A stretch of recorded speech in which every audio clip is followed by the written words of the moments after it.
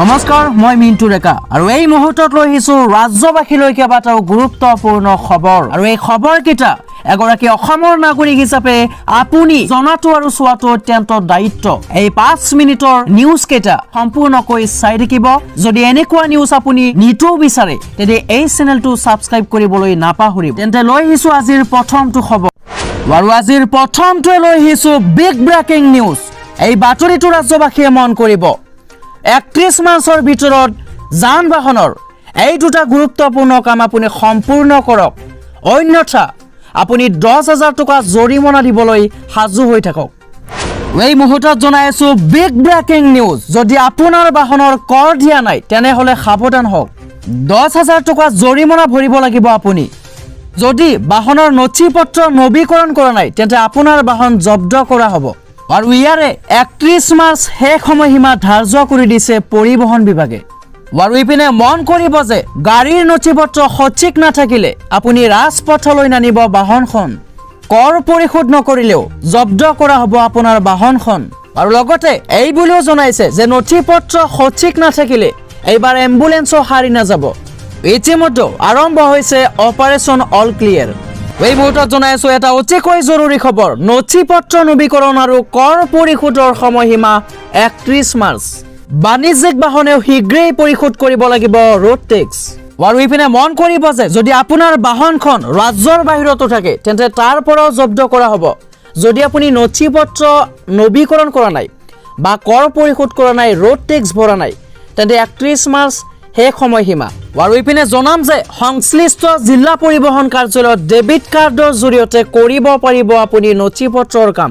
আৰু ইয়াৰ লগতে পৰিবহণ.gov.in গৈও অনলাইনৰ জৰিয়তে আপুনি পৰিশোধ কৰিব পাৰিব কৰ।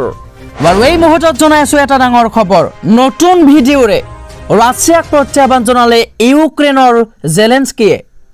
এই মুহূৰ্তত জনাই আছো বিগ ব্ৰেকিং নিউজ। ৰাছিয়া আৰু পুটিনক প্ৰত্যাহ্বান জনাই জেলেনস্কিৰ পুনৰবাৰ নতুন ভিডিঅ'। এই ভিডিঅ'ৰ যোগেদি জনাইছে যে মই আত্মগোপন কৰি থকা নাই, মই লুকাই থকা নাই।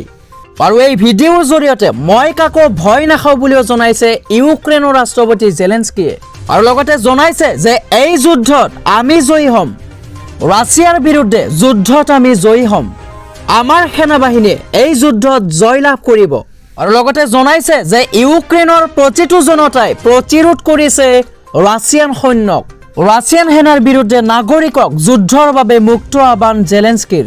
আৰু জনাইছে যে টেংক মেচিন গানক আমি ভয় নাখাওঁ, ইউক্ৰেইনৰ প্ৰতিটো প্ৰান্ততে আমি ৰাছিয়ান সেনাক বাধা দিছো। ইউক্ৰেইনৰ কিভত থকা কাৰ্যালয়ৰ পৰা নতুন ভিডিঅ' দি ৰাছিয়াক প্ৰত্যাহ্বান জেলেনস্কিৰ। আৰু এই মুহূৰ্তত জনাই আছো আজিৰ পৌৰসভাৰ নিৰ্বাচনৰ ফলাফল। বিজেপিৰ চুনামিত বিধ্বস্ত হৈ পৰিল বিৰোধী। এই মুহূৰ্তত জনাই আছো বিগ ব্ৰেকিং নিউজ। পৌৰসভাৰ নিৰ্বাচনত আজি অসমত ঝুলিছা দল বিৰোধী দলসমূহ। 80টাৰ ভিতৰতে 77টা পৌৰসভাতে জয়লাভ আজি বিজেপি মিত্ৰজোঁটৰ। আৰু ইয়াৰে কংগ্ৰেছে লাভ কৰিছে মাত্ৰ এখন পৌৰসভা। আৰু ইপিনে AUDF আৰু জাতীয় পৰিষদৰ দখলত এখনো পৌৰসভা নাহিল। আৰু ইপিনে ৰাইজৰ দলৰ হাতলৈ গ'ল 2খন পৌৰসভা। আৰু ইফালে কংগ্ৰেছৰ সভাপতি ভূপেন বৰাৰ সমষ্টিটো কংগ্ৰেছৰ দুৰ্যোগ। সংখ্যালঘু অধ্যুষিত ধিং পৌৰসভাও বিজেপিৰ দখলত। বিজেপি আৰু নৰেন্দ্ৰ মোদীৰ ওপৰত থকা আস্থা পুনৰ প্ৰমাণ কৰিলে অসমবাসীয়ে। আজি এনেদৰে প্ৰত্যাহ্বান জনাইছে মুখ্যমন্ত্ৰী হিমন্ত বিশ্ব শৰ্মাই। আৰু ইয়াৰ পিছতেই অসমবাসীক ধন্যবাদ জনালে হিমন্ত বিশ্ব শৰ্মাই। আৰু এই মুহূৰ্তত জনাইছো এটা অতিকৈ গুৰুত্বপূৰ্ণ খবৰ। হট আৰু নিকা ৰাজনীতি আৰম্ভ কৰিলে অসমতো। জয়ৰে অসমত পাতনি মেলিলে কেজৰিৱাল চৰকাৰে। এই মুহূৰ্তত জনাই আছো বিগ ব্ৰেকিং নিউজ। এই বাতৰিটো ৰাজ্যবাসীয়ে মন কৰিব। অসমত জয়ৰে প্ৰথমটো পাতনি মেলিলে কেজৰিৱাল চৰকাৰে, অৰ্থাৎ আম আদমি পাৰ্টীয়ে। অসমত 2জনকৈ ৱাৰ্ড মেম্বাৰ জয়ী হ'ল আম আদমি পাৰ্টীৰ। আৰু ইয়াৰ পিছতে অসমৰ ফলাফলক লৈ উৎসাহিত হৈ পৰিল অৰবিন্দ কেজৰিৱাল। আৰু তাৰ পিছতে অসমতো হট আৰু নিকা ৰাজনীতিৰ আৰম্ভণি বুলি ক'লে কেজৰিৱালে। লখিমপুৰৰ পৰা উদিতা দাস আৰু তিনিচুকীয়াৰ পৰা ধীৰাজ সিং জয়ী হ'ল আম আদমি পাৰ্টীৰ পৰা। আৰু এই মুহূৰ্তত জনাই আছো এটা ডাঙৰ খবৰ। প্ৰথম খোজতে উজতি খাই পৰিল ৰূপজেউতি কৰ্মী। এই মুহূৰ্তত জনাই আছো বিগ ব্ৰেকিং নিউজ। মৰিয়নি পৌৰসভাত বিজেপি বিধায়ক ৰূপজেউতি কৰ্মীৰ দুৰ্গত খোহনীয়া। 10টা ৱাৰ্ডৰ 8টাতে বিজয় সাব্যস্ত কৰি নিৰ্দলীয় প্ৰাৰ্থীয়ে মাত্ৰ 2টা ৱাৰ্ডতে সন্তুষ্ট থাকিবলগীয়া হ'ল বিজেপি অৰ্থাৎ ৰূপজেউতি কৰ্মী। কংগ্ৰেছ ত্যাগ কৰি বিজেপিত যোগদান দিছিল ৰূপজেউতি কৰ্মীয়ে। আজি মৰিয়নি পৌৰসভাত বিজেপি বিধায়ক ৰূপজেউতি কৰ্মীৰ দুৰ্গত খহনীয়া। আৰু এই মুহূৰ্তত জনাইছো এটা ভয়ংকৰ খবৰ। পুটিনক বাৰ্তা নিদিলে পৃথিৱীৰ কোনো স্থান সুৰক্ষিত নহ'ব। এই মুহূৰ্তত জনাইছো এটা অতিকৈ জৰুৰী খবৰ। ইউক্ৰেইনৰ ফাৰ্ষ্ট লেডি অলেনা জেলেনস্কাৰ এখন আৱেগিক চিঠি। এই চিঠিখনত কি কোৱা হৈছে? এই চিঠিখনত জনাইছে যদি পুটিনক বাধা দিয়া নহয় তেন্তে পৃথিৱীৰ কোনো এখন ঠাই সুৰক্ষিত নহ'ব। আৰু ইফালে মন কৰিবলগীয়া যে পুটিনে পাৰমাণৱিক যুদ্ধ আৰম্ভ কৰাৰ ভাবুকি দিছে। পুটিনক বাধা দিয়াটো অতি প্ৰয়োজনীয় হৈ পৰিছে। আৰু এই মুহূৰ্তত লৈ আহিছো এটা গুৰুত্বপূৰ্ণ খবৰ। সাৱধান হওক গুগলৰ পৰা। গুগলত এইসমূহ চাৰ্চ কৰিলে আপুনি যাব লাগিব জেললৈ। এই মুহূৰ্তত জনাইছো এটা গুৰুত্বপূৰ্ণ খবৰ। ভুলতো গুগলত চাৰ্চ নকৰিব কেইটামান বস্তু।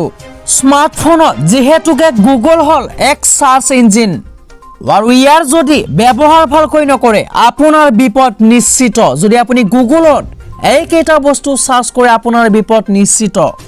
একাংশ লোকে ভুলতে গুগলত কিছুমান বস্তু জোখতকৈ বেছিকৈ চাৰ্চ কৰে আৰু যাৰ ফলত ব্যক্তিজনৰ ওপৰত দেশৰ চোৰাংচোৱা এজেঞ্চিৰ চকু পৰে। আৰু ইপিনে জোখতকৈ অধিক এনে এক্টিভিটি চাৰ্চ কৰি থাকিলে ব্যক্তিজনে ভুল নকৰিলেও সন্দেহ হয় চোৰাংচোৱাৰ। আৰু এতিয়া জনাম কি কি চাৰ্চ কৰিলে বিপদ বাঢ়িব পাৰে আপোনাৰ বাবে। যদি গুগলত চাইল্ড পৰ্ণগ্ৰাফি চাৰ্চ কৰে তেন্তে আপুনি পৰিব বিপদত। আৰু ইতিমধ্যে চাইল্ড পৰ্ণগ্ৰাফিক লৈ সমগ্ৰ বিশ্বতে কঠোৰ নিয়ম কানুন বনোৱা হৈছে। আৰু তাৰ বাবে জনাই আছো যদি আপুনি বাৰম্বাৰ চাইল্ড পৰ্ণগ্ৰাফি চাৰ্চ কৰে গুগলত তেন্তে জামিনবিহীন ধাৰাত ব্যৱস্থা গ্ৰহণ হ'ব পাৰে আপোনাৰ বিৰুদ্ধে। আৰু ইপিনে অকল এয়াই নহয়, টেৰৰিজম এক্টিভিটি চাৰ্চ কৰিলেও আপুনি পৰিব পাৰে বিপদত। আৰু ইপিনে যদি গুগলত কোনো ছবি বা সামগ্ৰীৰ পাইৰেটেড কণ্টেণ্ট চাৰ্চ কৰি আছে তেন্তে আপুনি পৰিব পাৰে বিপদত। গতিকে এতিয়াৰে পৰা ভুলতো গুগলত এইকেইটা চাৰ্চ নকৰিব। যদি কৰে, যদি আপুনি বাৰম্বাৰ চাইল্ড পৰ্ণগ্ৰাফি চাই তেন্তে আপুনি পৰিব পাৰে বিপদত। আপুনি ভুল নকৰিলেও আপুনি যাব লাগিব জেললৈ। গতিকে এইবিলাক চোৱা বন্ধ কৰক। আৰু এই মুহূৰ্তত লৈ আহিছো এটা গুৰুত্বপূৰ্ণ বাতৰি। SBIৰ গ্ৰাহকলৈ এলাৰ্ট জাৰি কৰিছে। 31 মাৰ্চৰ পূৰ্বে কৰিব লাগিব এই বিশেষ কাম। এই মুহূৰ্তত জনাইছো এটা গুৰুত্বপূৰ্ণ খবৰ। SBIৰ 40 কোটি গ্ৰাহকলৈ এলাৰ্ট জাৰি কৰিছে।